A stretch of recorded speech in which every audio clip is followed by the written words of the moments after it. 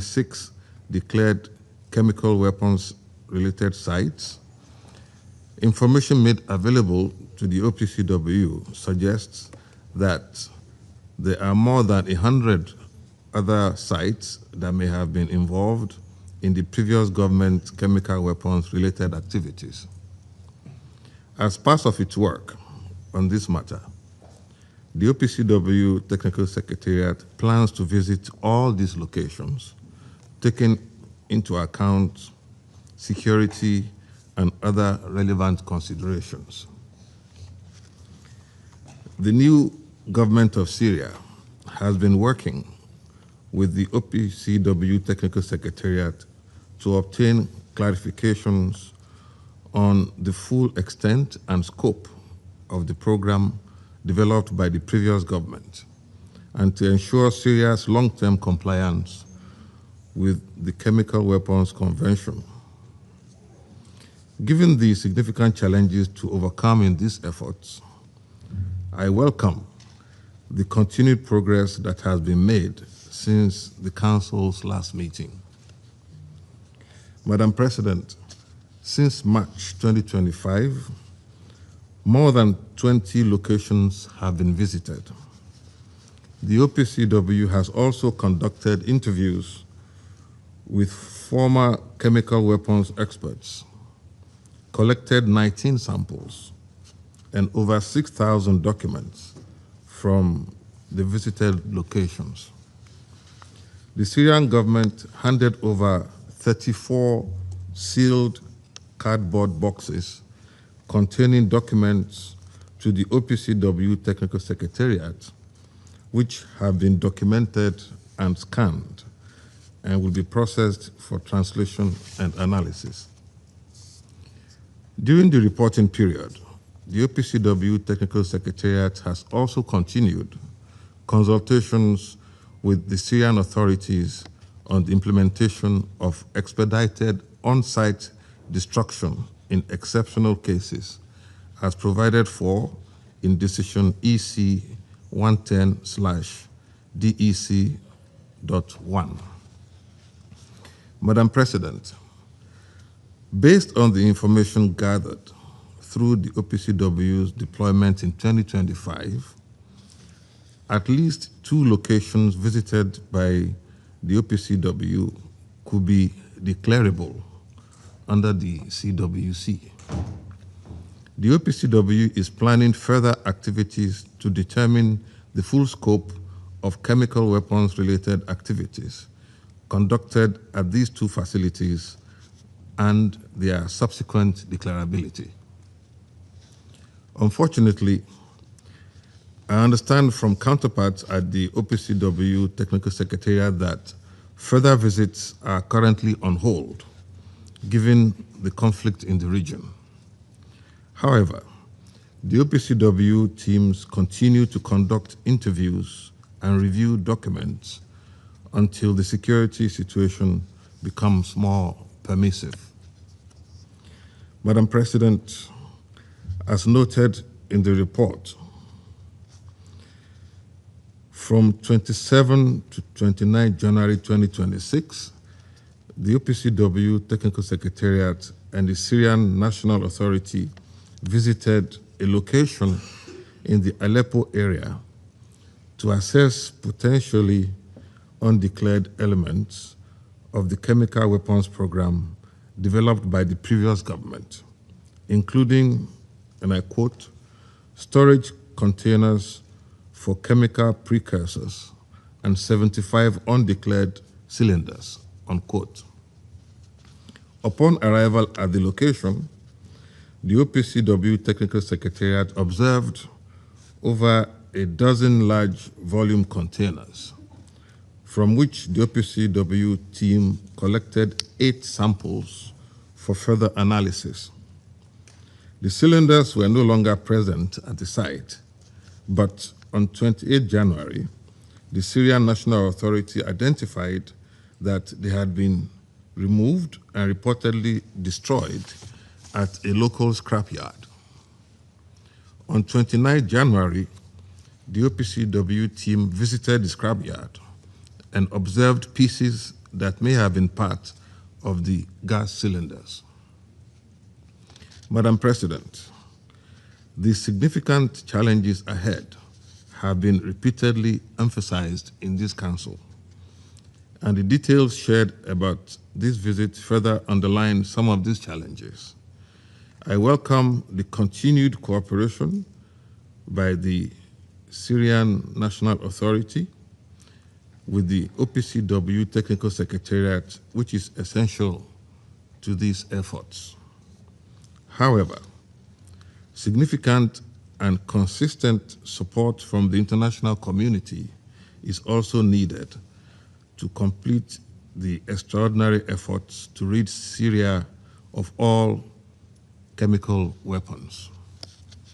I also take this opportunity to reiterate United Nations support for the integrity, professionalism, impartiality, objectivity, and independence of the work of the OPCW. Madam President, distinguished members of the Security Council, as I have previously emphasized, this is a critical opportunity for the disarmament and non-proliferation regime. I once again urge the members of this Council to unite and show leadership in providing the support that this unprecedented effort will require. The United Nations stands ready to support and will continue to do our part to uphold the norm against the use of chemical weapons anywhere and at any time. I thank you very much for your attention. I thank Mr. Ebo for his briefing. I now give the floor to Mr. Andrew Moore. Madam President, Excellencies, thank you for the opportunity to address the Council on this vital issue. I specifically want to thank the United States government for the invitation to speak today and for the generous support of the American people for conventional weapons disposal programs worldwide. I'm here today on behalf of the Halo Trust to outline how conventional weapons assessments and disposal are necessary to support safe access to sites potentially containing chemical weapons in Syria. At the outset, I underscore Halo's view that the Syrian government is committed to removing and destroying all chemical weapons threats in the country in a timely and transparent way, and to removing the obstacles to this process. The Halo Trust stands ready to support it alongside international partners. The remnants of chemical weapons in Syria cannot be assessed and destroyed unless OPCW inspection teams can safely access and traverse weapons storage sites that have been previously bombed and are likely awash with deadly unexploded conventional ordnance.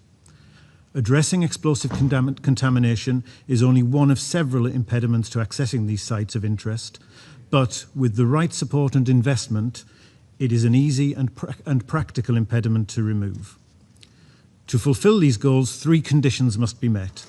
1, an organisation with the requisite expertise needs to be funded to begin immediately assessing explosive contamination at the sites in question and, once positively identified, start removing any explosives which block access to the sites. 2, a capacity building project with the newly formed Syrian National Mine Action Centre, NMAC, needs to be established to build, train and mentor Syrian national teams in the range of capabilities needed to carry forward this work. 3, NMAC needs to be supported for the establishment of such a capacity and for its running costs until such a time as the Syrian government can support NMAC itself. The Halo Trust is an international NGO founded in 1988 and registered in the UK and the US. We are best known for the clearance of landmines, but other core elements of our work are dealing with all types of conventional explosives, including airdropped weapons and guided weapons and improvised explosive devices. We have particularly strong experience of the clear-up of unplanned explosions at weapons storage sites. Our operational model is to train and develop the staff of our host nations to the very highest levels, keeping the expatriate footprint to an absolute minimum. We also work closely with national authorities and national partners to enhance long-term resilient capabilities.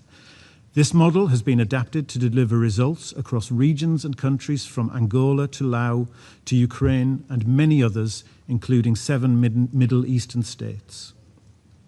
HALO has been operating in Syria since 2016, and since January 2025 we have grown from 40 to 250 staff, 240 of whom are Syrian. We are now working in 7 governorates where we are conducting surveys of suspected minefields, landmine clearance, explosive ordnance disposal, and explosive ordnance risk education. We have built strong relations with local populations, the NMAC, the Ministry of Foreign Affairs, governorates and municipalities across Syria, UN institutions, and civil society. HALO has not yet conducted a comprehensive assessment of locations of potential interest to the OPCW, but we understand conventional weapon threats at sites inhibit safe access. These threats could include perimeter and internal minefields, abandoned weapons, and booby traps or improvised explosive devices.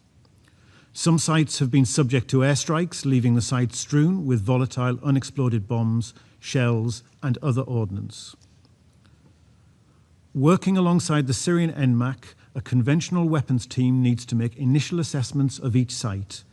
Depending on the threats assessed, a number of response options could be deployed, including explosive ordnance disposal, or EOD, landmine clearance, high-risk search, improvised explosive device disposal, or teams with armoured machines to clear safe paths through sites that have been bombed.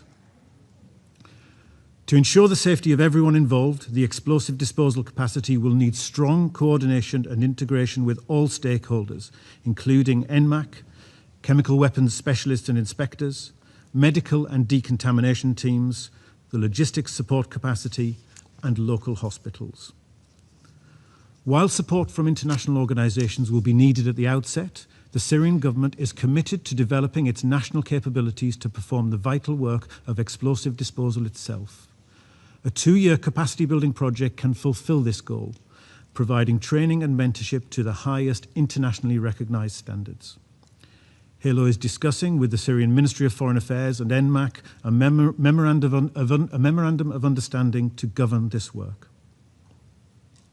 Further, in developing this capability to international standards and enabling safe access to sites of interest for chemical weapons with an international partner, such as HALO, this work provides an entry point for Syria and the international community to jointly build confidence in the security sector. All of this costs money, but the likely return on these investments is high, both in terms of facilitating the destruction of any remaining chemical weapon stores and in building the capacity of the Syrian government to meet ongoing explosive needs. In summary, though there are many challenges to accessing chemical weapons in Syria, the blockage created by conventional weapons is one that can be addressed. HALO and similar organisations have been conducting this work for decades. We know how to achieve results safely to the highest international standards, deploying locally trained staff. If resources match ambition, it can be done. Most immediately, we need to get on with assessing every site to develop a clear sense of the time frame and costs required for conventional weapons disposal at the sites. Madam President, Excellencies, we stand at a critical juncture where real progress can be made in Syria with Syrians for Syrians. HALO stands ready with our national and international partners to undertake this work with the urgency required. Thank you. I thank Mr. Moore for his briefing, and I now give the floor to Mr. Lenny Phillips. Good morning. I'm Lenny Phillips, a Senior Research Fellow in the Royal United Services Institute, RUSI. But as a small bit of relevant historical background, I joined the OPCW as an inspector in 2008, and in 2013 was part of the mission that verified the destruction of Syria's declared chemical weapons production capability. This involved visiting a variety of sites throughout the country that were controlled by Assad's forces. It's also worth noting that equipment and chemicals were removed from sites prior to them being taken by what was then the opposition forces, and they were secured in sites in Assad-held areas visited by OPCW teams, And in this context, Assad's CW team always maintained that they never lost control of their chemical weapons and associated infrastructure. Between 2015 and 2017, I was the team leader for the OPCW fact-finding mission, the FFM. From those investigations, it was clear that Assad's team had not declared all of their chemical weapons program. So where are we now? There's a new government in Syria that has no institutional knowledge of the Assad-era chemical weapons program. Documentation of the program, whether held centrally or locally, is likely to be limited, if available at all, and would not have been updated if CW material had been moved at short notice in the last weeks of Assad's hold on the country. Personnel, especially senior personnel involved with the CW program, may be able to offer insights. However, given their track record of obfuscation for over 10 years and a vested interest in extending verification activities, any input should be treated with a great deal of skepticism. Once potential sites have been located, they need to be visited and assessed for their relevance to the CWC. Intact sites present their own hazards, such as mines, explosives, remnants of war, booby traps, contamination, etc. And we've just heard about that from Andrew. Sites that have been damaged by attacks are likely to have all these hazards mixed up in rubble, making access, never mind verification, very difficult. Once identified, the Technical Secretariat, the TS, need to visit relevant facilities and commence verification activities as soon as is practical, given the potential difficulties in providing long-term security for all facilities. The chemical weapons themselves need to be relocated to consolidation areas while they await destruction. Weapons that can't be moved need to be verifiably destroyed in line with EC 110 Decision 1, the expedited on-site destruction of any remnants of chemical weapons in the Syrian Arab Republic. The facilities themselves would then need to be verifiably destroyed. Processes and equipment for destruction of the chemical weapons need to be designed, procured, and operated, with ultimate verification of that destruction. This in itself is not straightforward, given that the identity of the chemicals and their quantities are currently unknown. So what is needed? What has been very apparent is that the responsibility for declaring the Assad-era chemical weapons has been taken very seriously by the new government, trying to operate in very difficult circumstances, and circumstances not just related to chemical weapons. This is not a case of throw some money at it and the problem will get solved. This is about giving Syria the capability and capacity to locate and destroy the former CW program in a verifiable manner, while maintaining the capability to update declarations and implement destruction in future, should further chemical weapons be found, for example, in a cave near a former storage facility. There are countries with intelligence on the former CW program who could share relevant information on the location of sites and thus aid the process of identifying relevant sites. The infrastructure is such that Syria is unlikely to be able to design and construct destruction facilities themselves. There are several states parties with experience in destruction, including some that have not destroyed or dismantled their destruction processes, and could make relevant equipment available, along with training and expertise in operation. There are companies that can provide training to be able to identify toxic environments, operate in them, take samples and analyze them, while building capacity for self-sufficiency for those occasions when undeclared chemical weapons are discovered somewhere in the country. There are people who are able to work alongside Syrians, to visit facilities, help differentiate between chemical and conventional weapons, understand verification requirements, and make judgments on the most suitable destruction technology. I could go on, but those requirements are best heard from Syria themselves. It's hard to look at where we are now without a nod to the past. In the Northern Hemisphere, we're at the start of spring. Spring is often hailed as an era of regrowth, warmer and lengthening days, a resurgence after what are often cold and dismal winters. In former opposition-held areas of Syria, spring marked the start of chemical weapons season. This was when weather conditions often favored the deployment and heightened the impact of chemical weapons. There are many people who lost family members to, have had their physical health impacted by, and are still traumatized by the use of chemical weapons, whether this be chlorine, sarin, or other chemicals. These people will never get back what they lost, but they do deserve justice. They deserve justice and accountability, not just for themselves, but also to send a message that the use of chemical weapons is unacceptable and that perpetrators of use will be held accountable. The Geneva Protocol was adopted over 100 years ago, based on the horrors of the use of chemical warfare agents in the trenches of World War I.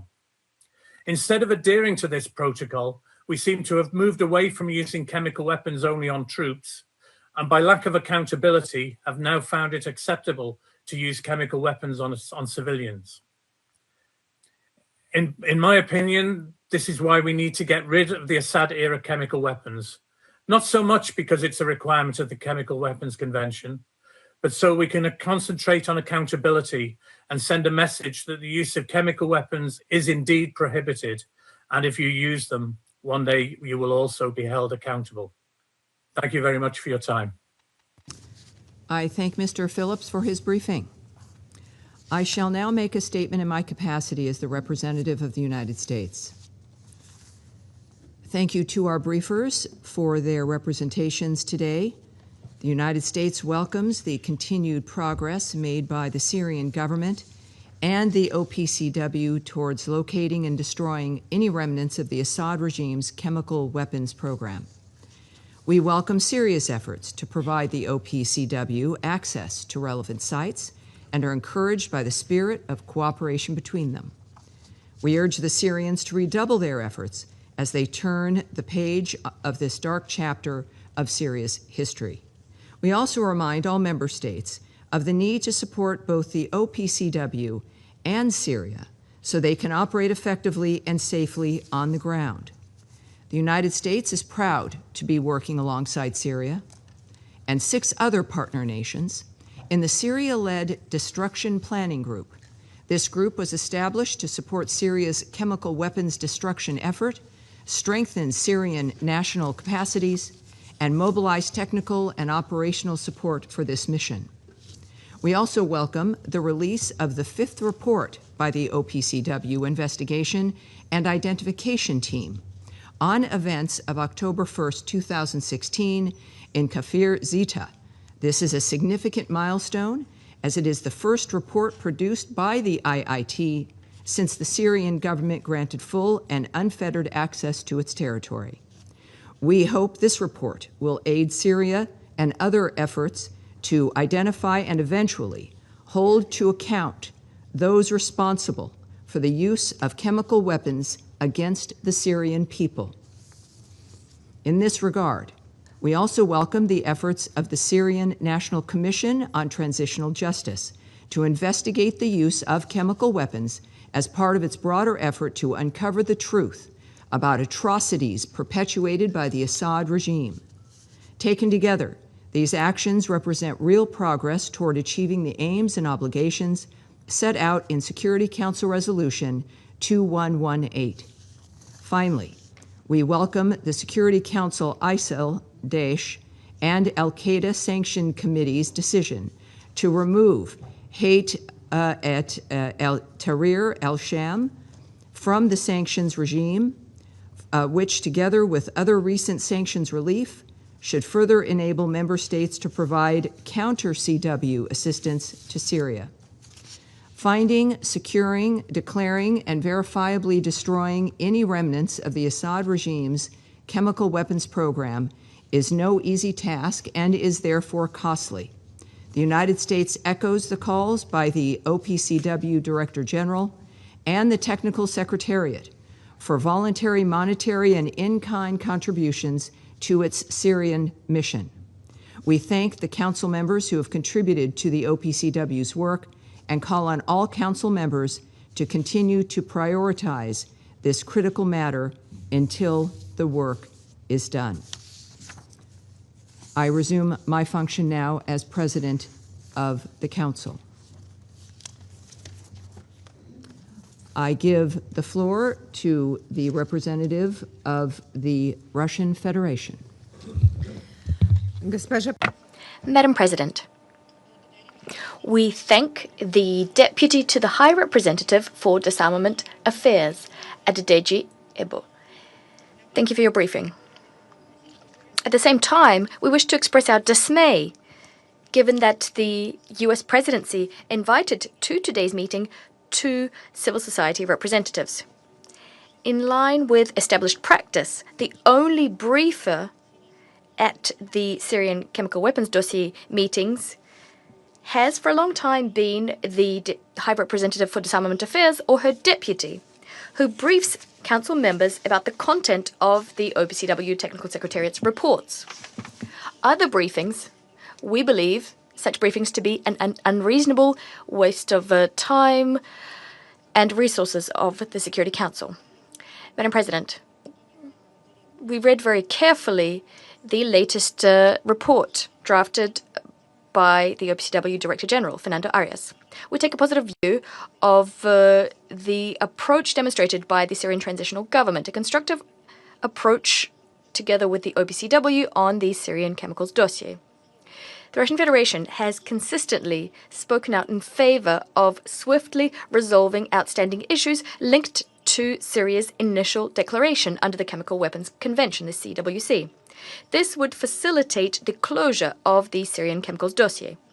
Unfortunately, we are compelled to note that the activities of the OPCW Technical Secretariat on Syria remain directed towards one objective: searching for, supposedly concealed by the former government, of elements of the Syrian Arab Republic's military chemicals program, the objective being to level accusations of committing chemical crimes by the former government. The entire arsenal at the Technical Secretariat's disposal is being used to this end at the West's behest, including the illegitimate and biased body that is the Identification and Investigation Team, the IIT. The latest report by the team, dedicated to events that transpired 10 years ago, is further evidence of this. The thrust of the cumbersome 84-page document, which colleagues will surely heap praise on later today, is the following. On the 1st of October 2016, in Kafr Zita, in Hama Governorate, the Syrian Air Force supposedly deployed a chemical weapon, chlorine. And yet the report's contents are reminiscent of a B-grade action movie. The cylinder containing chlorine fell from the sky and shattered upon impact. The gas that was released went into the ventilation shafts, and as a result, civilians died. Now, if you consider the technical facts in the report carefully, a lot of questions arise. The IIT's conclusions are based on the outcomes of technical expertise of a chlorine cylinder purportedly found in Kafr Zita by the FFM, the fact-finding mission. Now, this expertise was conducted in violation of the chain of custody principle. Moreover, the FFM's work was conducted with the participation of unidentified third parties who were participating as experts. Now, there are serious doubts about the professionalism and competency of these third parties. What's also outrageous is that neither the FFM nor the IIT members went to Kafr Zita due to security considerations, despite the fact that the new Syrian authorities gave them unfettered access to all sites and territories of interest to them. We note that Mr. Arias' reports over the last few months have been full of headline numbers, taking stock of the Assad government's wrongdoings, which supposedly concealed critical information about the Syrian chemical program, military chemical program. Yet, aside from the figures, the Technical Secretariat is giving us neither testimonies nor evidence, which would provide information about the allegations being leveled. The fact is, these are uncorroborated words which we're supposed to take at face value. Such an ultimatum evidence-based approach, take it or leave it, is unacceptable. Clearly, the Technical Secretariat's work in the Syrian Arab Republic is subordinate to just one goal, and that this is very disappointing that the 19 outstanding issues contained within the initial declaration under the CWC, nothing is being done to resolve them. Rather, there's a tireless search for evidence of a secret chemicals program to which we see conclusions about the chemical crimes of the former authorities being added. In light of the above, we call on the OPCW Technical Secretariat to act professionally. An inability by the OPCW to do its job properly, as well as the principled unwillingness of the OPCW's Technical Secretariat's leadership to fix their methodology, remain the key problem. A problem hampering the objectives of Security Council Resolution 2118 being achieved. Until these challenges are tackled, it will not be possible to turn over this page in Syria's history. I thank you. I thank the representative of the Russian Federation for the statement. I now give the floor to the representative of the United Kingdom. Thank you, President. And my thanks to Director Ebo, Mr. Moore, and Mr. Phillips for their insightful and highly relevant briefings. And I welcome the participation of the representatives of the Syrian Arab Republic and Turkey in our meeting today. The United Kingdom remains resolute in its commitment to eradicating the threat posed by chemical weapons in Syria. We welcome the 22nd January publication of the 5th Organisation for the Prohibition of Chemical Weapons Investigation and Identification Team report. The report concluded that there are reasonable grounds to believe that the Syrian Arab Air Force, under the former Assad regime, carried out the chlorine attack on Kafr Zeta on 1st of October 2016, injuring at least 35 people. Its findings add to an already extensive body of evidence confirming a systematic pattern of chemical weapons use by the former Assad regime. Publication of this report is a significant milestone. It is the first attribution report to have received direct support from a Syrian government. It demonstrates Syria's commitment to accountability and represents a crucial step towards truth and justice. The United Kingdom thanks the OPCW Technical Secretariat staff for their unwavering dedication and professionalism in the pursuit of attribution. And we look forward to the conclusion of other ongoing and future investigations into chemical weapons attacks in Syria. President, the progress made by the Syrian government and the OPCW provides a genuine opportunity to eradicate the threat of Assad-era chemical weapons once and for all. However, progress is neither inevitable nor assured.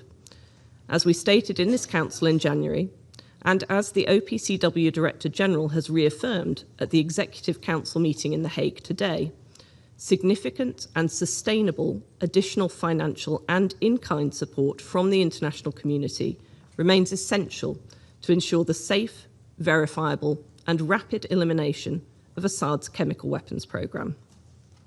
The United Kingdom has contributed over $3.8 million to the OPCW's Syria missions since the fall of Assad. We encourage other states parties who have not previously supported Syria-related destruction activities financially to contribute at the earliest opportunity. For our part, we will continue to provide technical expertise to both Syria and the OPCW. Colleagues, let us not squander this window of opportunity. Together we can support Syria and the OPCW to make further progress to eliminate Assad's chemical weapons program and help to ensure those responsible for chemical weapons use are held to account. I thank you. I thank the representative from the United Kingdom for the statement, and I now give the floor to the representative of Liberia. Thank you, Madam President.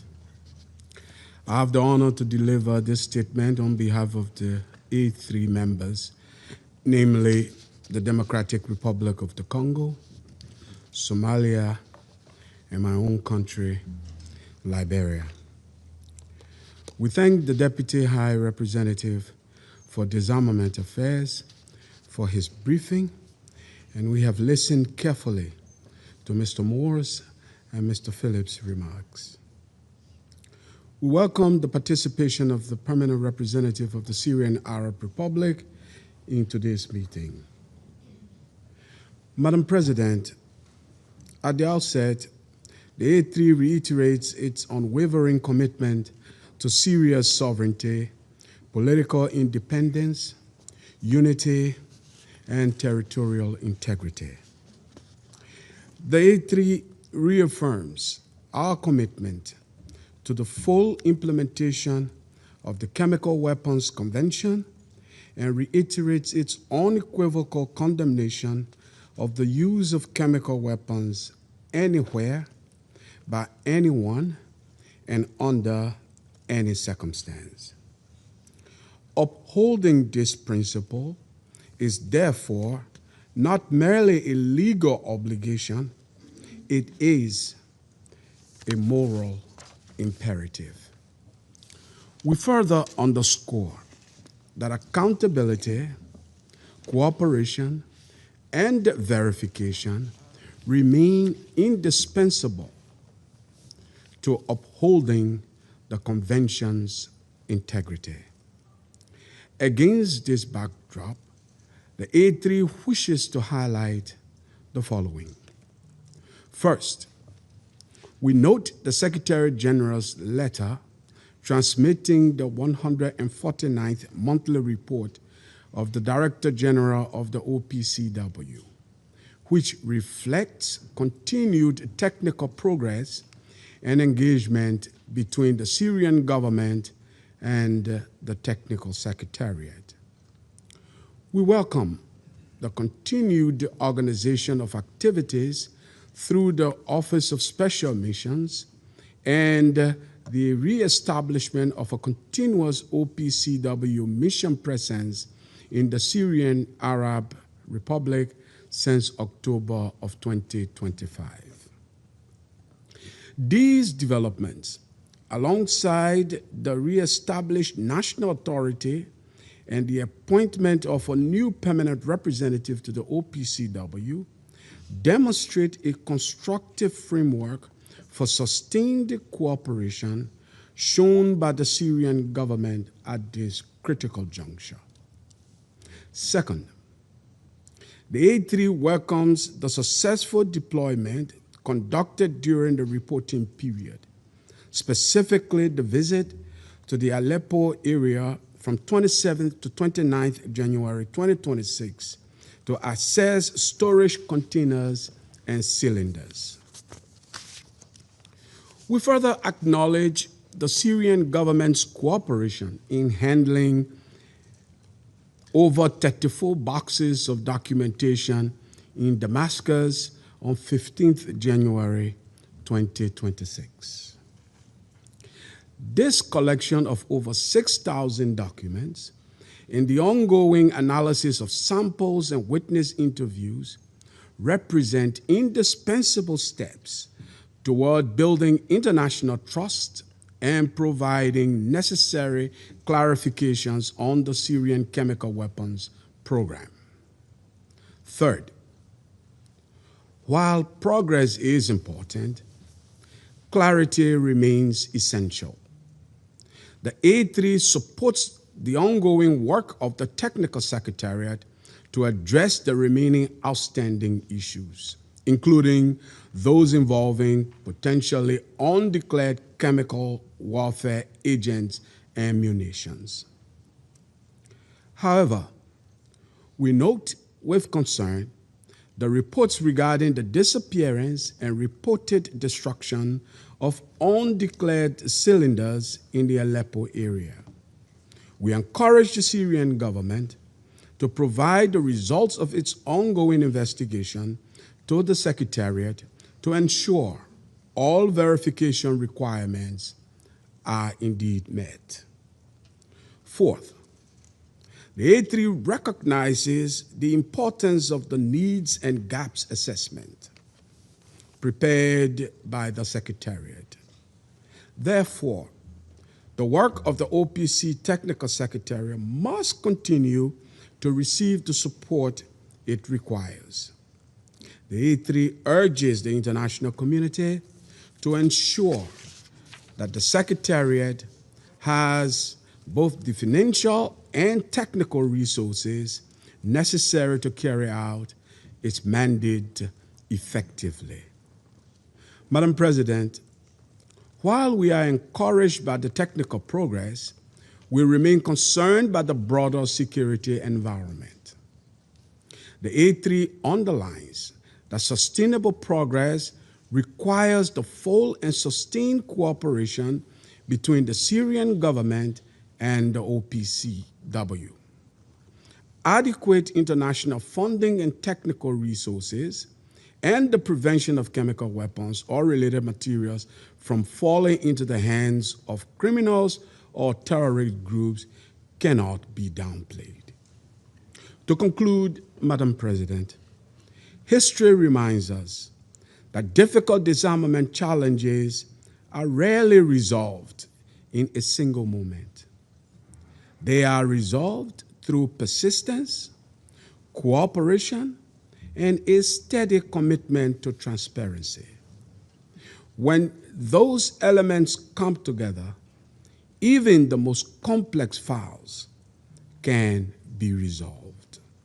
Therefore, the A3 encourages continued dialogue and pragmatic engagement between the Syrian Arab Republic and the OPCW to resolve all outstanding issues and permanently close this long-standing file. I thank you. I thank the representative of Liberia for the statement, and I now give the floor to the representative of Greece. Thank you, Madam President. At the outset, I would like to thank the Deputy High Representative for Disarmament Affairs, Mr. Ebo, for his briefing, as well as Mr. Moore and Mr. Phillips for their remarks. I also welcome the participation of the permanent representatives of the Syrian Arab Republic and Turkey to this meeting. As a fundamental principle, Greece strongly condemns the use of chemical weapons by anyone, anywhere, at any time, and under any circumstances. It constitutes a grave violation of international law and may amount to war crimes and crimes against humanity.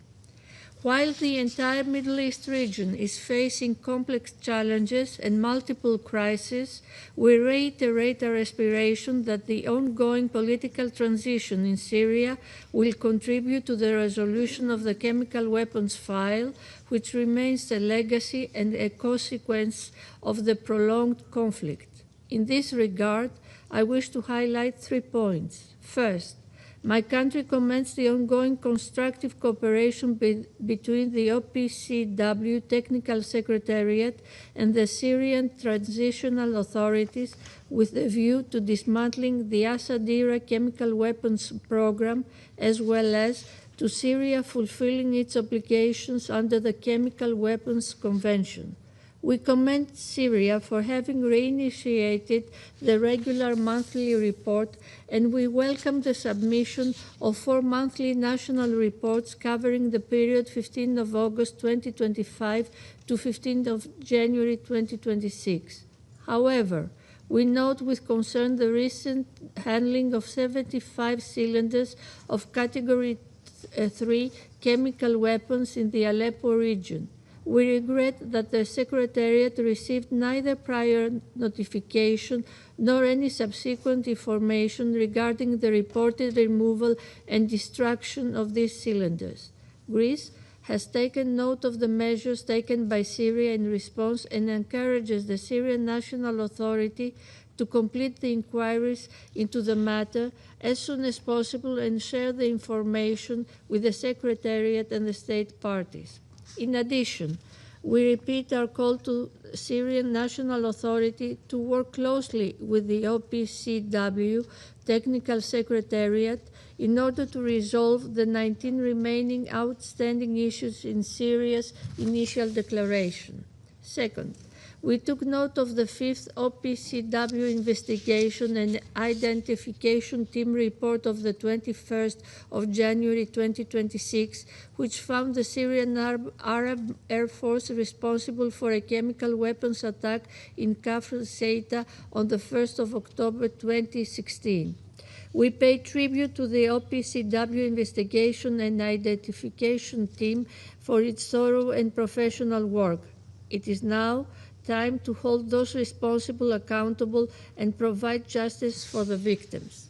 Third, Greece remains committed to supporting the OPCW, including through its capacity as a member of the Executive Council, as well as through its pledge for a financial contribution to the OPCW Trust Fund for Syria missions, with a view to ensuring a full accountability for those responsible for these heinous crimes in Syria. Moreover, we are working closely with the competent Syrian authorities with a view to provide further assistance, in particular training for the enhancement of the means and resources of Syria in order to implement its obligations from the Convention. Madam President, to conclude, we reiterate our full support to the sovereignty, unity, and territorial integrity of Syria, as well as to a fully inclusive Syrian-led and Syrian-owned political transition.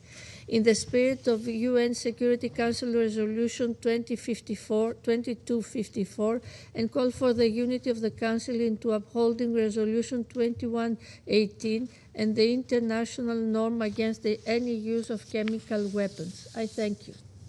I thank the representative of Greece for the statement. I now give the floor to the representative of Latvia. Thank you, Madam President. Let me begin by thanking Director and Deputy to the High Representative for Disarmament Affairs, Mr. Ebo, for his informative briefing, and also Director General of the OPCW for the report. And let me thank the invited briefers, Mr. Moore and Mr. Phillips, for their contributions. And I welcome the participation of the representatives of the Syrian Arab Republic and Turkey to this meeting. Madam President, chemical weapons as prohibited weapons of mass destruction under international law pose a grave threat and real danger to international peace and security. And recent repeated violations of the Chemical Weapons Convention therefore reinforce the importance of safeguarding the norm against their use anywhere. In January of this year, the OPCW published the fifth report of the investigation and identification team, which concluded that there are reasonable grounds to believe that on 1st October 2016, the Syrian Arab Air Force used chlorine gas. We also acknowledge and appreciate Syria's cooperation with the OPCW to conclude this investigation. The findings of this report are deeply disturbing, but it is crucial that evidence of their use has seen the light of day. It is proof that accountability prevails and the facts will be revealed. The use of chemical weapons is completely unacceptable anywhere, at any time, and by anyone. We must ensure that the taboo on the use of chemical weapons remains in force and that such cases are investigated promptly and thoroughly and perpetrators are identified and held to account. Madam President, we must also undertake all efforts to swiftly identify and eliminate all remnants of chemical weapons in Syria, thereby upholding international norms and preventing diversion of chemical weapons-related materials to terrorists and other malign actors. The recent situation in the Aleppo area, where the Technical Secretariat team and officials from the Syrian National Authority discovered that a dozen large volume storage containers for chemical precursors have been emptied and 75 undeclared cylinders of potential chemical components had disappeared or were said to be destroyed, is a matter of concern. The work done by the Technical Secretariat in Syria is crucial, and robust cooperation with the new Syrian authorities has been key. And we encourage both sides to maintain and strengthen their constructive cooperation, including for identifying and investigating the potential sites. And we are pleased to see the ongoing political and economic reforms in the country and hope that they will contribute to fostering greater technical capabilities in addressing the threat of chemical weapons. And it is clear that due to secretive and complex nature of the Assad's regime's chemical weapons program, regional and international financial and technical support is needed to assist the OPCW and the new Syrian authorities in achieving their elimination. Madam President, in conclusion, let me reiterate Latvia's appreciation for the good work of the OPCW and its technical secretariat, as well as for the good faith cooperation of the new Syrian authorities as we strive towards Syria free of chemical weaponry. I thank you. I thank the representative of Latvia for the statement. I give the floor now to the representative of Bahrain. Madam President, at the outset, I would like to thank Mr. Edigiebo for his briefing before the members of the Security Council on the latest monthly report on the implementation of Security Council Resolution 2118. I also welcome the participation of the permanent representative of the Syrian Arab Republic and the representative of Turkey, and I welcome the remaining briefers in today's meeting.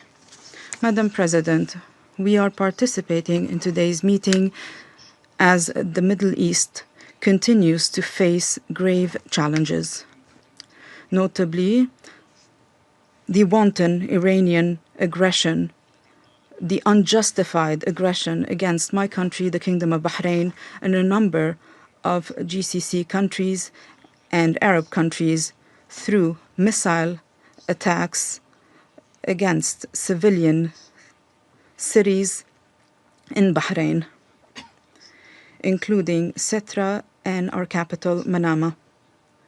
These have resulted in a number of deaths and grave injuries among civilians. It also damaged civilian and private facilities. It terrified civilians during the blessed month of Ramadan. These are wanton, unjustified attacks. These are crimes that run counter to the principles of international law and our religious beliefs. They run counter to all our humanitarian values. In this regard, these dangerous Iranian attacks reflect the number of challenges confronting regional security and stability. We need to recommit to the principles of good neighborliness, to respect the sovereignty of countries and not to interfere in their internal affairs. We also need to strengthen international efforts to prevent the spread of weapons of mass destruction and to address their dangers in order to reduce regional tensions and maintain international peace and security. The Kingdom of Bahrain renews its emphasis on the importance of ridding the Middle East of all weapons of mass destruction without any exception. This is a strategic choice to strengthen our collective security and to strengthen stability and to build a future based on cooperation, development, and peace. The Kingdom of Bahrain reaffirms its full support to the Chemical Weapons Convention as a main pillar for disarmament and non-proliferation. We remain committed to international law and to strengthening international security and peace. We fully condemn the use of chemical weapons under any circumstance. It is important to hold those responsible accountable in order to protect civilians and to maintain international security and stability. In this regard, allow me to address the following points. First, the Kingdom of Bahrain values the content of the report of the Director General of the OPCW. This report contained important information and clarifications on the latest developments regarding the chemical weapons file in the Syrian Arab Republic. We also value the efforts made by the OPCW to implement its mandate, including its cooperation and coordination with the Syrian government in the current period. We call on the international community to provide the necessary support to the OPCW to strengthen compliance with international obligations and provide the necessary conditions to close this file permanently. Second, The report referred to ongoing field activities carried out by the OPCW and referred to strengthening coordination with the Syrian government, including visits to over 20 locations, the gathering of a number of samples, as well as carrying out technical interviews. This shows positive signs that there is willingness to cooperate in the current period. We believe that this cooperation is an important opportunity that should be supported and built upon to allow the OPCW to carry out its functions without any obstacles. We also welcome the steps taken by the Syrian government to facilitate communication with the OPCW teams and to provide information and documents, including the handover of a number of boxes that include relevant documents. And we encourage to continue this approach to uncover the truth and address the remaining issues in a technical, professional, and objective manner. Third, we took note of what was mentioned in the report on the disappearance of a number of cylinders that are linked to chemical activities. We welcome the investigations carried out by the Syrian government in this regard in order to achieve transparency and cooperation with the OPCW. In conclusion, Madam President, the Kingdom of Bahrain reaffirms the need to fully implement Security Council Resolution 2118 in order to fully eliminate the remainder of the chemical weapons in Syria, and we call for collective action to rid the Middle East of weapons of mass destruction, and we call for the international community to continue to support the Syrian Arab Republic during this period. I thank you. I thank the representative of Bahrain for the statement. I give the floor now to the representative of Colombia.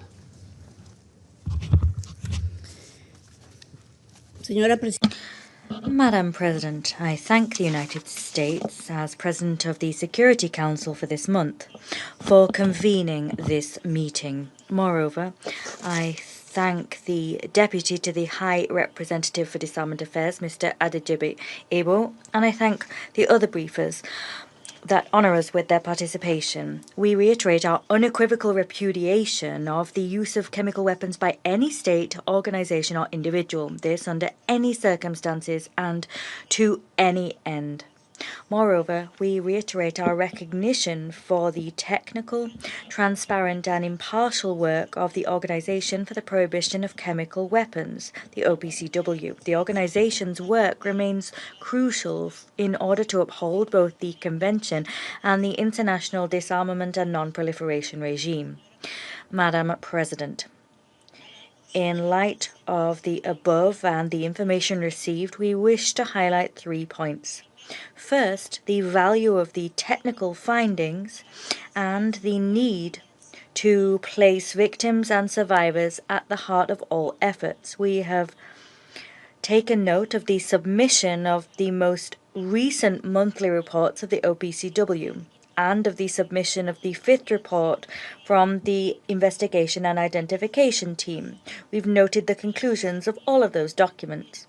With that in mind, we express our concern at the results that the report bring to light and the conclusion that there is sufficient grounds to believe that indeed chemical weapons were used on Syrian territory. Consequently, we appeal for efforts to be made to ensure that the information contained in the report be used as material which, together with political will, can contribute to guaranteeing effective access to justice and to moving towards ensuring the accountability of those believed to be responsible for the use of such weapons. Impunity does not only prolong victim suffering, rather it also constitutes an obstacle for peace building.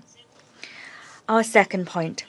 We wish to underscore the sustained cooperation between the transitional government and the need to ensure verifiable compliance with the Convention on Chemical Weapons.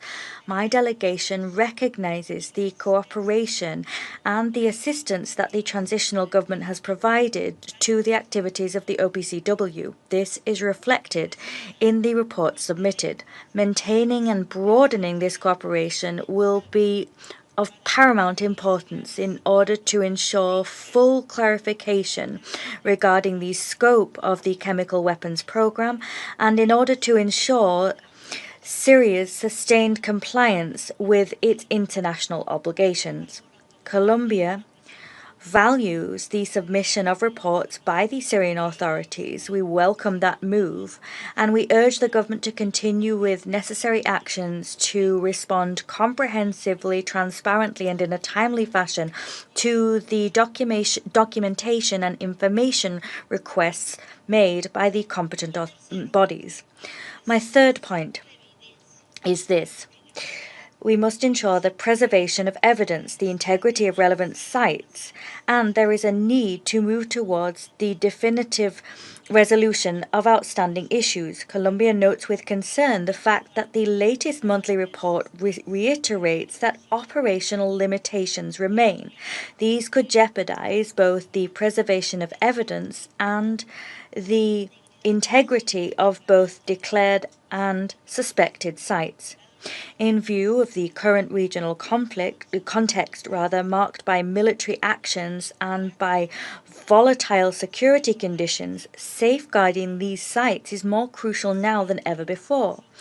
Moreover, information reported by OPCW indicates that outstanding issues remain regarding possibly significant quantities of chemical munitions and agents which have not yet been declared or verified. Consequently, we reiterate our appeal for the adoption without delay of measures aimed at adequately protecting these sites and measures aimed at preventing the loss or tampering with evidence. It is only in that way that we will be able to preserve the conditions necessary to verifiably resolve matters which continue to require clarification, and it's only in that way that we will be able to move towards the definitive resolution of outstanding issues. Madam President, to conclude, Colombia reiterates its support for the renewed cooperation between the transitional government and relevant organizations in the multilateral arena. Actions liable to lead to the verifiable and lasting closure of this file can make a tangible contribution to both security and stability. Colombia has remained consistent within this chamber in its appeals to avoid all forms of violence and to defend the peaceful resolution of conflicts.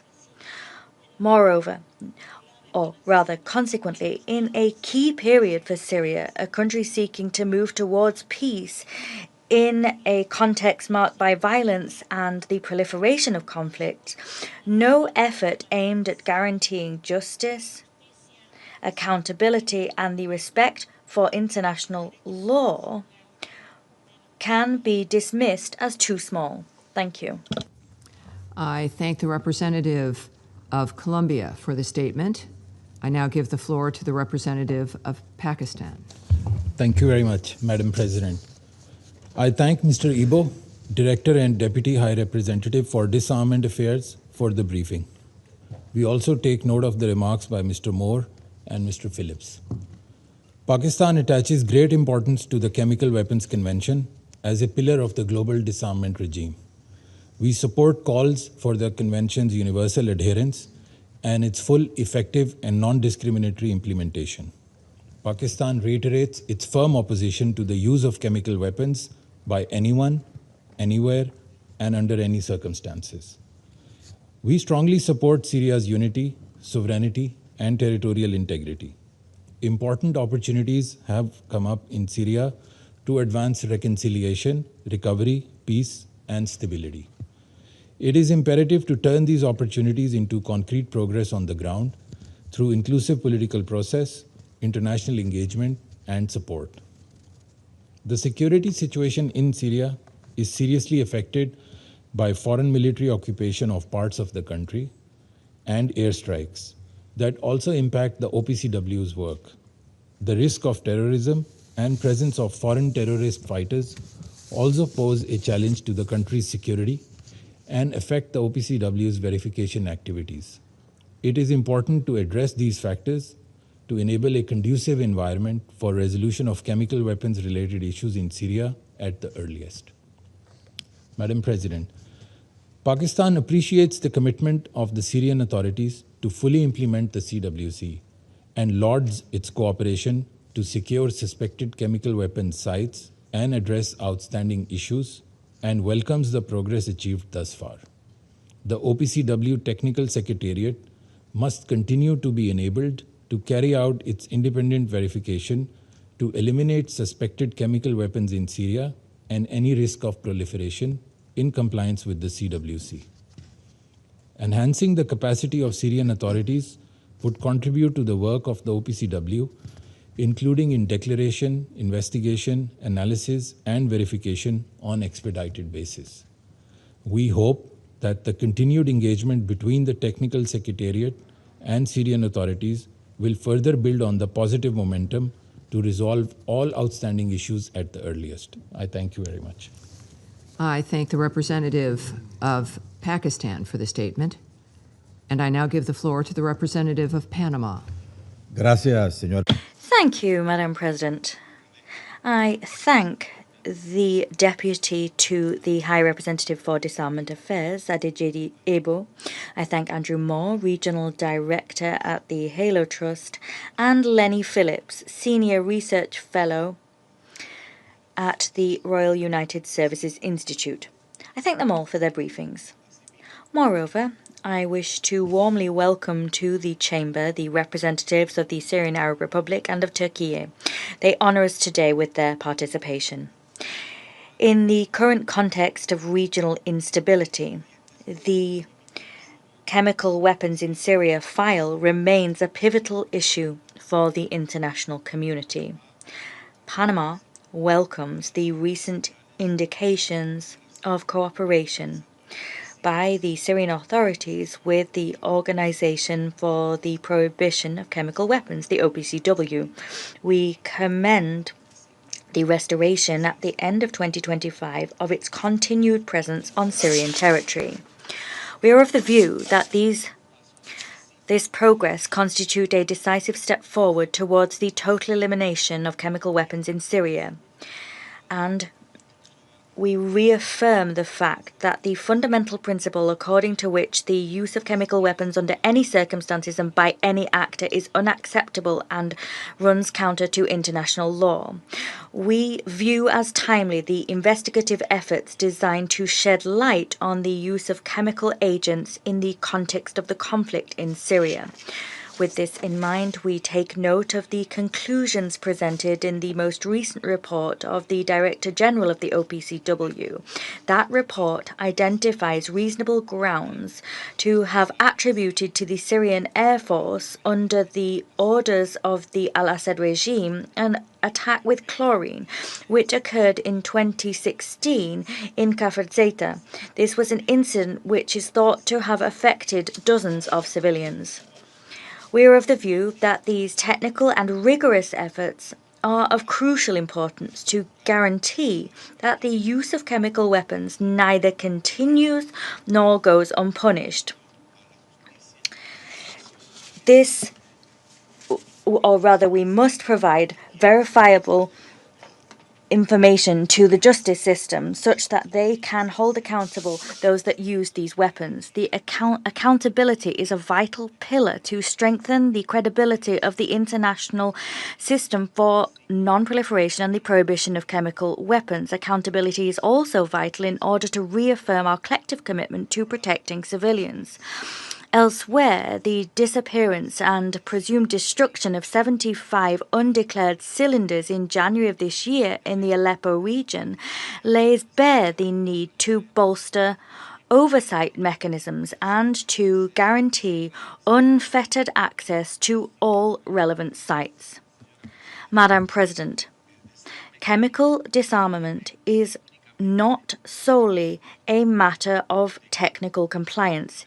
It represents, first and foremost, above all, a collective responsibility in terms of defending international humanitarian law and upholding international security. Acting in accordance with that premise does not only protect the international community, rather it also recognizes the suffering that the Syrian people has endured during years of conflict and the commitment that that very same people has demonstrated towards moving towards peace and security. Panama reiterates the importance of strengthening cooperation, of facilitating full and timely access to information and experts and relevant sites, and the importance of guaranteeing both the human and financial resources necessary to complete this process irreversibly and once and for all. This in order to guarantee that the achievements garnered sustain over time and to ensure that the Syrian people are able to live free of the threat of chemical weapons. Thank you. I thank the representative of Panama for the statement.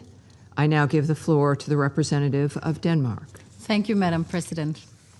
Let me also thank Mr. Ebo, Deputy to the High Representative, for his briefing, as well as Mr. Moore and Mr. Phillips for their valuable insights. I also welcome the representatives of the Syrian Arab Republic and Turkey to our meeting. In Syria, we have witnessed a positive development with the transitional government and the Syrian Democratic Forces reaching a comprehensive agreement in January.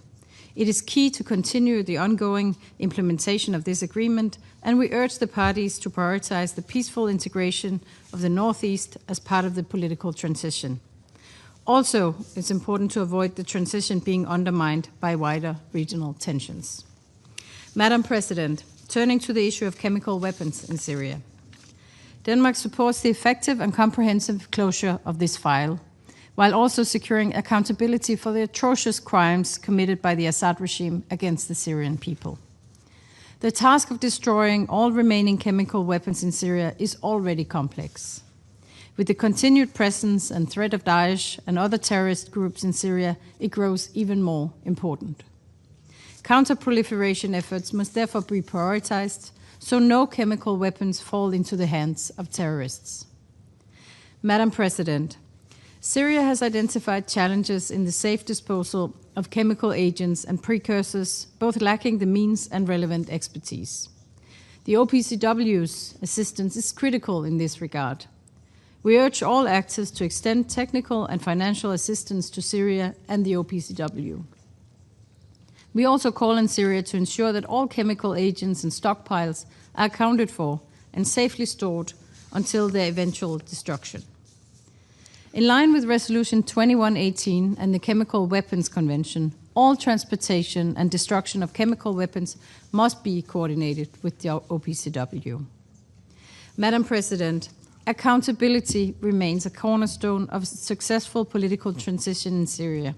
This also means accountability for those responsible for the use of chemical weapons.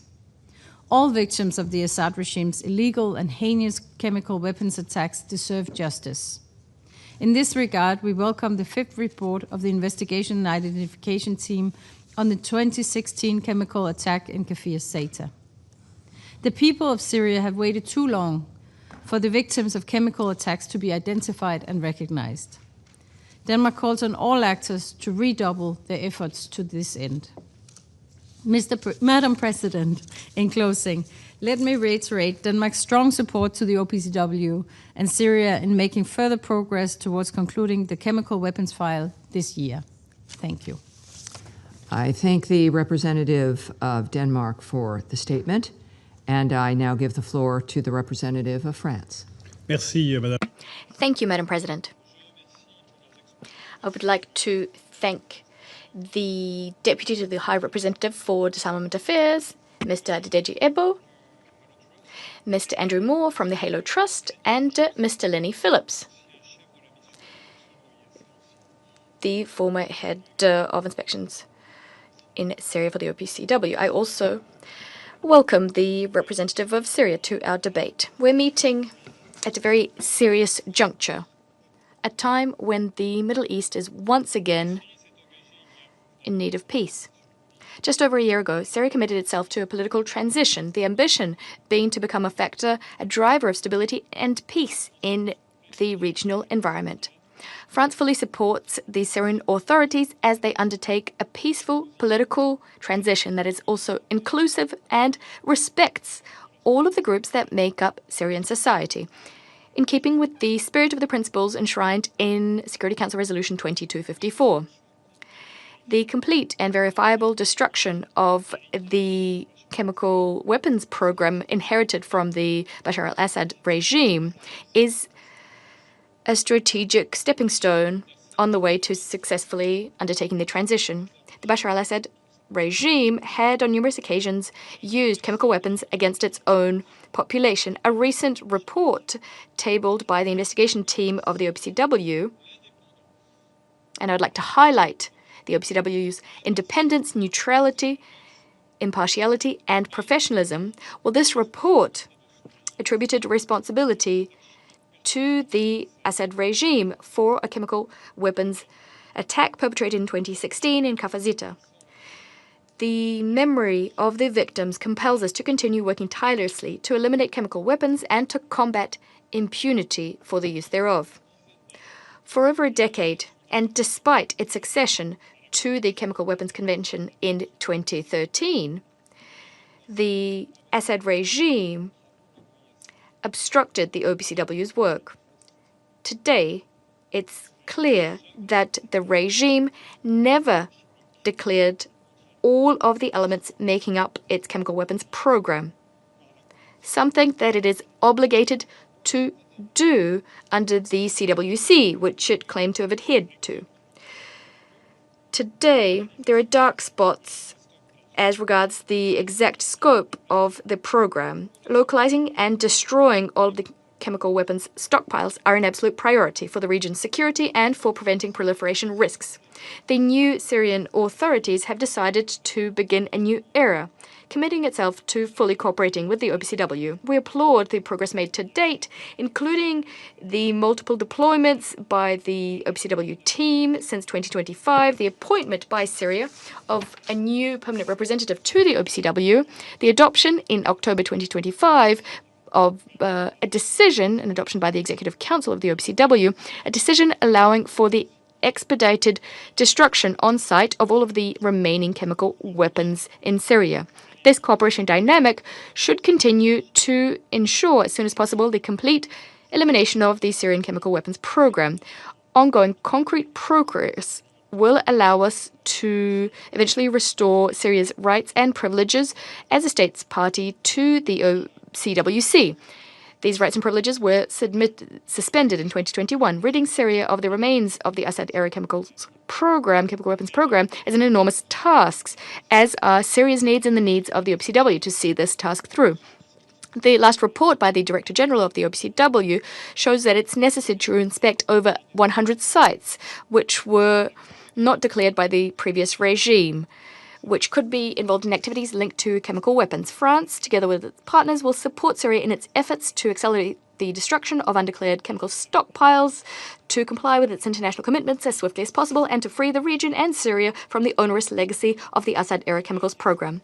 Madam President, seeing through this Syrian chemical weapons elimination program means sending to the world three important messages, and this at a time of war and WMD arms control regime being called into question. First, the first message is that Syria is complying with its peace program and with the support of the international community. Second, the universal ban on chemical weapons remains a priority objective that is unshakable. Third, peace is a choice through which those who were subjected to might by right, to war, opt for reconciliation. I thank you. I thank the representative of France for the statement, and I now give the floor to the representative of China. Thank you, President. I thank Deputy to the High Representative, Mr. Abel, for his briefing. I welcome the presence of the representatives of Syria and Turkey at today's meeting. China takes note of the OPCW monthly report transmitted by the Secretary General to the Security Council. The OPCW Technical Secretariat continued its active engagement with the Syrian transitional government on outstanding issues concerning chemical weapons in the country, and conducted on-site investigations at 20 locations in Syria. China welcomes these developments and supports enhanced communication and cooperation between the two sides for an early and comprehensive closure of all outstanding issues. China notes the recent report of OPCW's investigation and identification team released by the Technical Secretariat. It must be pointed out that the IIT has been highly controversial since its inception. The accountability functions of the IIT and the Office of Special Missions exceed the mandate conferred by the CWC. The OPCW should strictly abide by the verification provisions of the Convention and its relevant annexes, and uphold the principles of impartiality, objectivity, and professionalism when investigating and handling alleged uses of chemical weapons, in order to ensure that the conclusions can withstand the test of time and practice. The 110th session of the Executive Council of the OPCW adopted a decision mandating the expedited on-site destruction of any remnants of chemical weapons in Syria and requiring Syria to consult with the Technical Secretariat on the conditions for such destruction. Verifiability and irreversibility are the principles established by the Convention for Chemical Weapons Destruction and must be strictly adhered to. President, counterterrorism is one of the top priorities of the international community in addressing the Syria question. Last January, when the situation in northeast Syria underwent a shift, some terrorists escaped from detention facilities amidst the chaos, raising international concerns. We call on the Syrian transitional government to fulfill its international obligations and take all effective measures to resolutely combat all international terrorist organizations listed by the Council, including the ETIM. Under no circumstances should terrorists be allowed to acquire, manufacture, or use chemical weapons. Thank you, President. I thank the representative of China for the statement, and I now give the floor to the representative of the Syrian Arab Republic. Shukran. Thank you, Madam President. I congratulate you and your friendly country on assuming the presidency of the Security Council for this month, and I wish you every success. I thank Mr. Ibo for his briefing and putting developments in their context, and I thank Mr. Moore for explaining the importance of international support regarding demining, and I thank Mr. Phillips for his efforts over the past years, especially for outlining the roadmap towards the future. And I would like to thank him for referring to spring, what spring means to the world and what spring means in Syria. Spring in the world means open air, means a light breeze. But in Syria, during these months, we had 2 chemical attacks in Syria. Our children had been suffocating, but the truth is not being suffocated and will not be suffocated. Madam President, Syria is committed to the Chemical Weapons Convention. This goes beyond merely a legal commitment. Considering our experience, we owe it to our people who were victims of chemical attacks, who endured immense pain. Now that these instruments are in the hands of the victims themselves, that commitment became a sacred pledge, an unwavering moral duty. As we attach utmost importance to achieving justice and preventing recurrence, Syria translated its commitment to the Convention into practical action. Syria views the elimination of any possible remnants of the previous chemical program as a national responsibility, one that serves to safeguard the security and safety of all Syrians, first and foremost, and to enhance the security and stability of the region. Syria is shouldering this responsibility amid major and complex challenges that some colleagues have referred to, including security and operational difficulties, the secrecy that surrounded the former regime's chemical program, the absence of institutional memory, and the legacy of 14 years of war that led to economic exhaustion and institutional fragility affecting technical capacities and human resources. Madam President, despite all these challenges, Syria continues to cooperate with the Technical Secretariat of the OPCW. It has taken a series of practical measures to strengthen this cooperation, including the establishment of a national working group. As colleagues have mentioned, the Syrian National Authority has continued to submit its monthly reports, reflecting enhanced transparency and regular institutional and technical communication with the organization and compliance by Syria with decisions of the Executive Council. The key field developments in recent months may be summarized as follows. First, Syria facilitated visits to more than 25 suspected sites, including declared locations and others that might be linked to past activities. Environmental samples were collected during these visits, and numerous documents were reviewed. The Syrian government provided all necessary support and facilitations, including movement, security, and safety arrangements, especially as access to some sites required engineering surveys and demining operations, as Mr. Moore mentioned, before international teams could carry out their work. Second, Syria also enabled the Technical Secretariat to examine more than 10,000 original documents and official records. The Secretariat conducted interviews with 19 witnesses, including individuals who had been associated with the chemical program during the era of the former regime.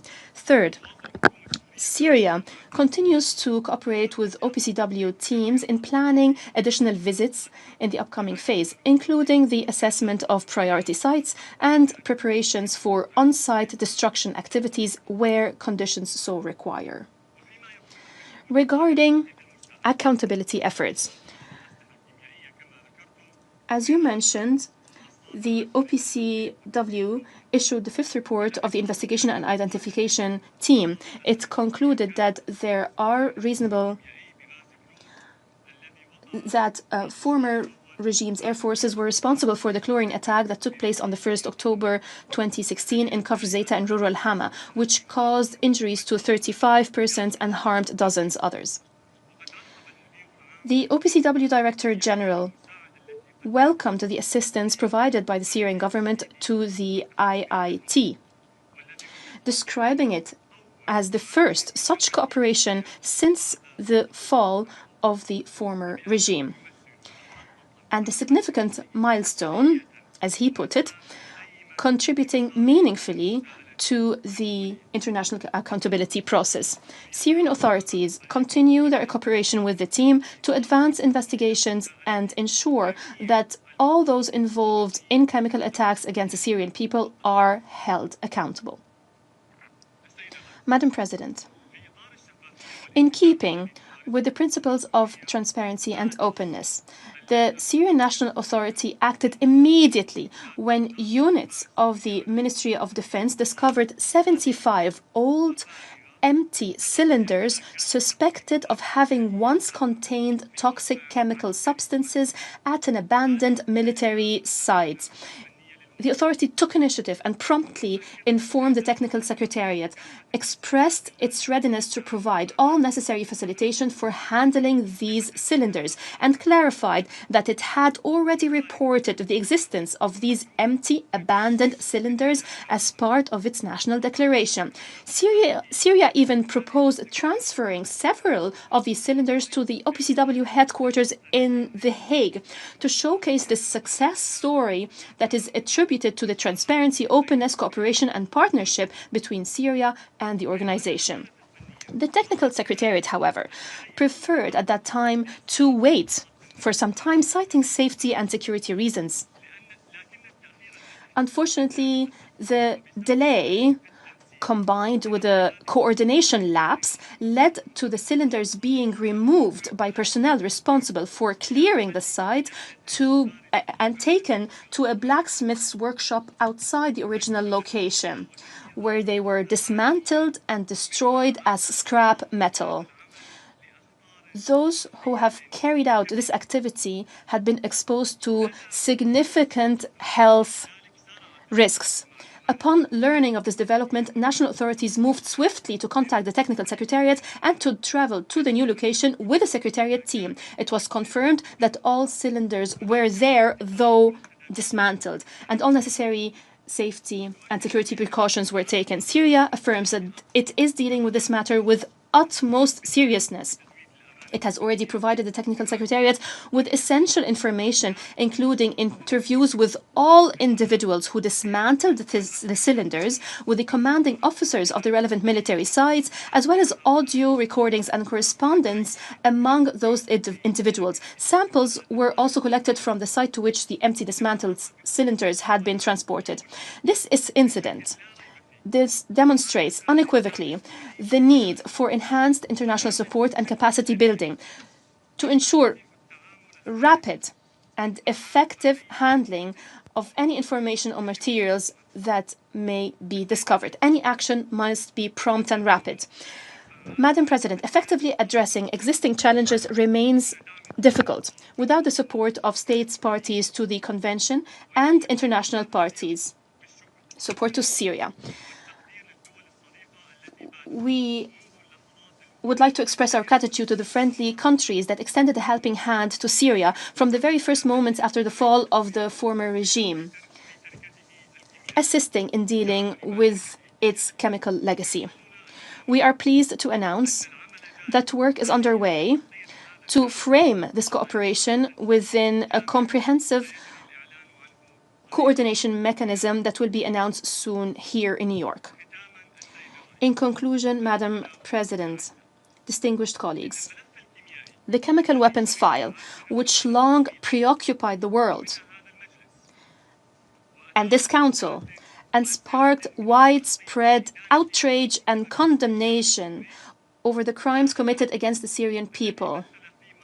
This file, which once stood as a symbol of global shock, has today ceased to be the epitome of a tragedy. It has become a space for cooperation and partnership, allowing us to address challenges and ensure the safety and security of Syrians and the region.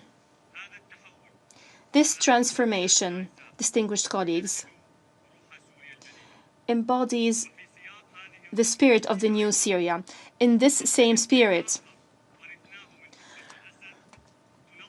regarding another legacy that we inherited from the Assad regime, Syria is today convening a side event in Vienna to shed light on the profound transformation underway concerning the Captagon file, a file that has also long troubled the region and the world. Just as the chemical file, the message to the international community is clear. These files will be dealt in a very different way. They will be closed once and for all.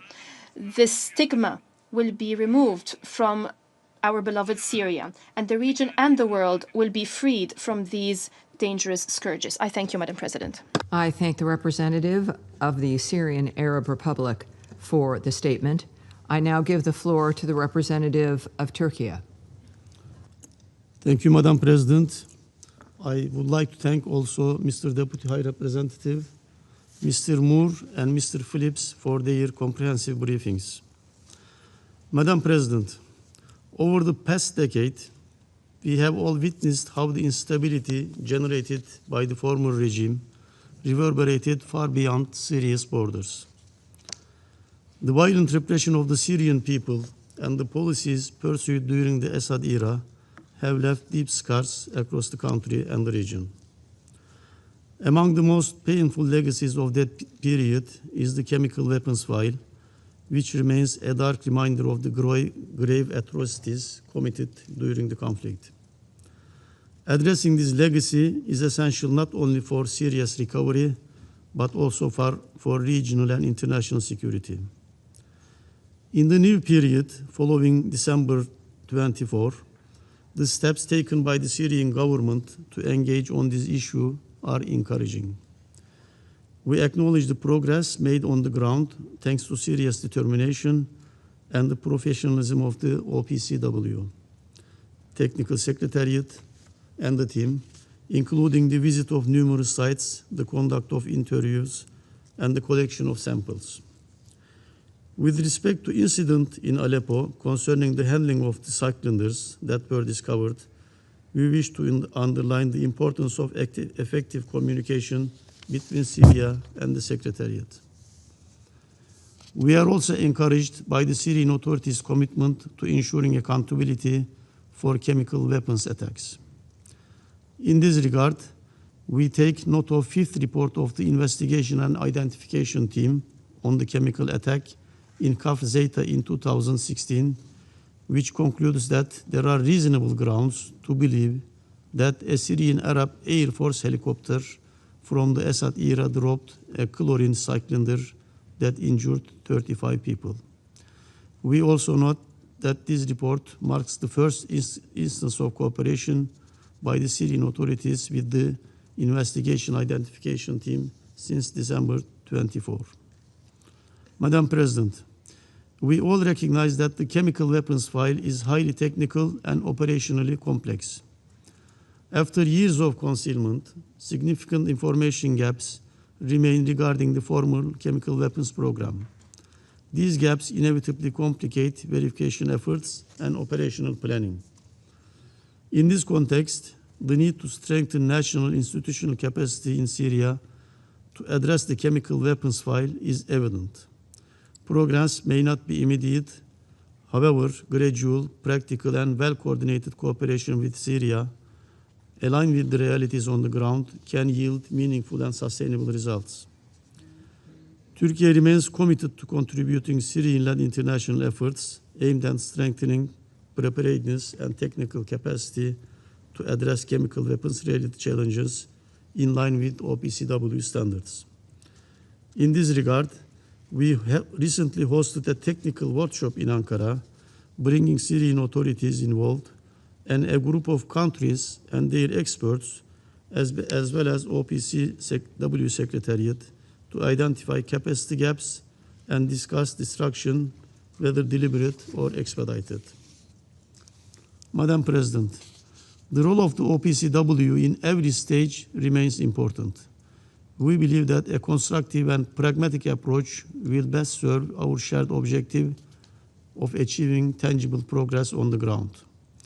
Engagement should therefore remain supportive, focused on practical outcomes, and on gradually strengthening institutional capacity. At the same time, we must ensure that the already challenging working conditions on the ground are not further undermined by unwarranted acts of aggression from certain countries that risk complicating ongoing efforts, namely Israel. In closing, Turkey reiterates its support for Syrian-led and Syrian-owned initiatives to identify, secure, declare, and destroy chemical weapons-related materials in cooperation with the OPCW and other relevant stakeholders. We also encourage all member states to support these efforts so that together we can advance toward our shared objective of a region free of chemical weapons. Thank you very much, Madam. I thank the representative of Turkey for this statement. And there are no more names inscribed on the list of speakers. The meeting is adjourned.